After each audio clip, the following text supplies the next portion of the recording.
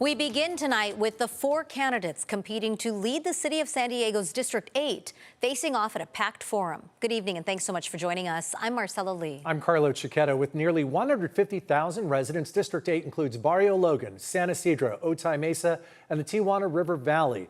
The district's current leader, Vivian Moreno, is terming out this year. News 8's Richard Allen is live in Logan Heights, where this forum wrapped up just a few hours ago. Richard?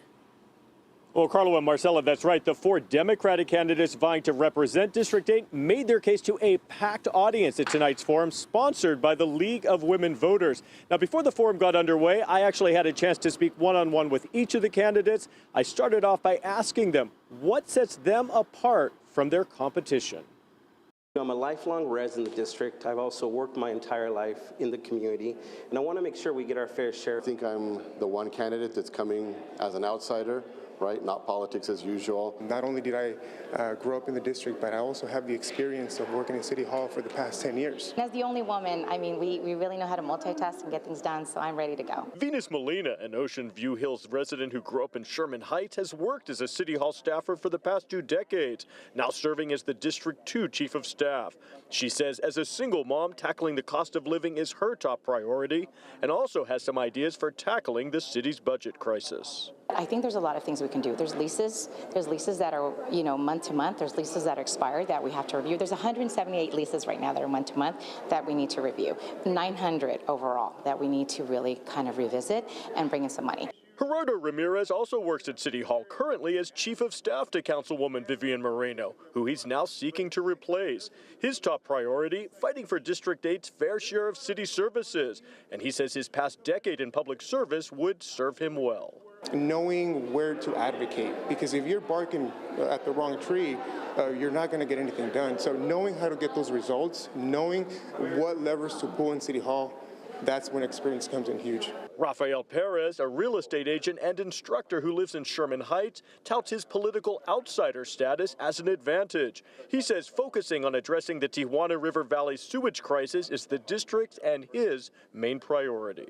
I think the city and the county and the state and all agencies need to come together, create a joint powers authority, organize with one unified voice so that we can unlock funding, speak in unison, and really treat it like the emergency it deserves to be treated. Antonio Martinez, a lifelong resident of District 8, now living in San Ysidro, has served as an elected member of the San Ysidro School Board since 2012.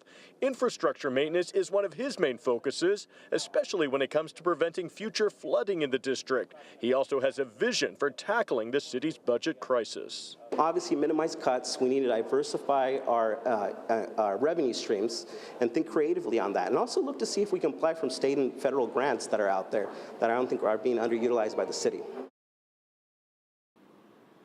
And the primary election is set for June 2nd, which is just 6 weeks from today. The top 2 vote getters will then go on to the November election to face off.